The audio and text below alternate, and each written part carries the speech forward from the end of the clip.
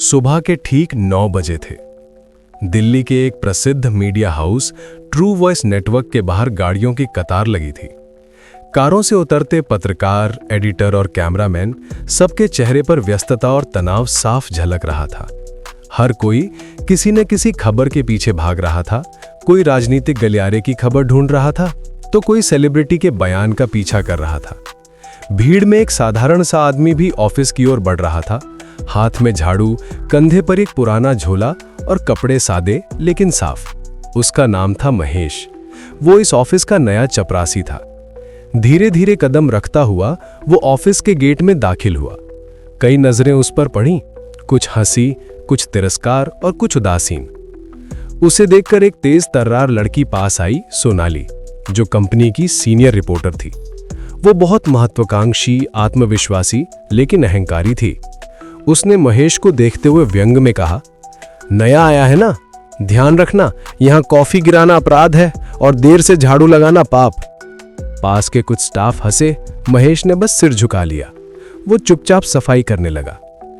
किसी को नहीं पता था कि महेश वास्तव में कौन है। असल में महेश ट्रू वॉइस नेटवर्क के मालिक आरव सिंघानिया का पिता था, जो कुछ साल पहले अपने बेटे से नाराज होकर सब छोड़कर साधु सा जीवन जीने चला गया था।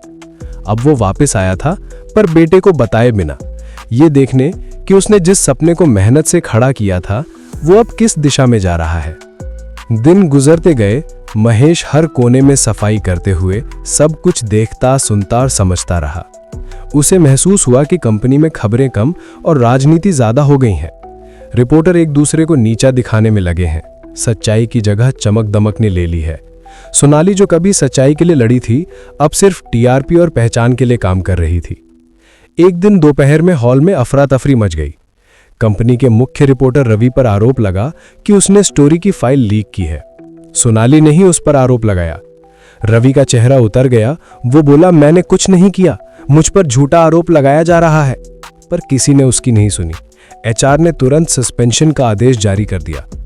महेश ये सब कोने से देखता रहा। उसे साफ लगा कि रवि निर्दोष है। रात को जब सब चले गए, महेश ने धीरे से सिक्योरिटी रूम खोला, सीसीटीवी रिकॉर्डिंग देखी। सच सामने था।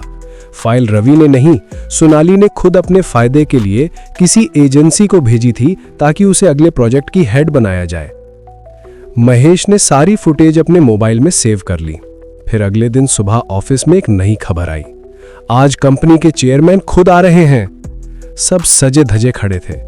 कार से आरव सिंघानिया उतरा, वही जो इस कंपनी का मालिक था और जिसे देखकर सबके चेहरे पर एक झूठी मुस्कान फैल गई। आरव अंदर गया और थोड़ी देर बाद बोला, आज हमारे एक विशेष कर्मचारी ने मुझसे मिलने की इच्छा जताई है और मैं चाहता हूं कि वो खुद आकर अपनी बात कहे। सबकी नजर दरवाजे की ओर मुड़ी। वहां से महेश झाड़ू लिए अंदर आया। सबके चेहरे पर हैरानी थी। ये तो चपरासी है। सोनाली व्यंग से हंसी। सर, लगता है किसी ने मजाक कर दिया है। लेकिन अगले ही पल आरव अपनी कुर्सी से उठ खड़ा हुआ। वो दौड़कर गया और झुककर बोला, पिताजी, आप। पूरा हॉल सन्न रह गया। सोनाली के होंठ कांपने लगे।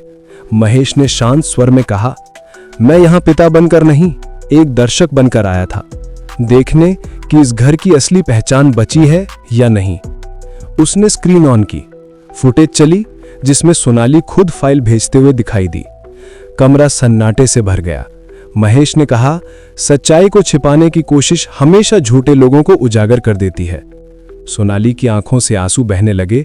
वो बोली, मैंने गलती की सर, मैं बस आगे बढ़ना चाहती थी। महेश ने कहा, आगे बढ़ो, लेकिन दूसरों को गिरा कर नहीं। सच्ची कामयाबी हमेशा साफ दिल वाले लोगों को मिलती है। फिर उसने रवि की ओर देखा और कहा, तुम्हें तुम्हारा पद वापस मिलेगा और साथ ही एथिक्स हेड की जिम्मेदारी भी। सोनाली को निलंबित किया गया, लेकिन महेश ने जाते जाते उसे एक चिट्ठी दी जिसमें लिखा था, हर गलती सुधार का मौका होती है। अगर दिल सच्चा है तो गिरने के बाद भी इंसान उठ सकता है। अगले दिन से ट्रू वॉइस नेटवर्क का माहौल बदल गया। रिपोर्टर अब खबरों में सच्चाई ढूंढने लगे, ना कि फायदा। रवि सबके लिए प्रेरणा बन गया और सोनाली चुपचाप किसी छोटे गांव में जाके बच्चों को पत्रकारिता सिखाने लगी। महेश ने ऑफिस छोड़ते वक्त कहा, पद और पहचान अस्थायी है, पर ईमानदारी और करुणा, यही इंसान की असली पहचान है।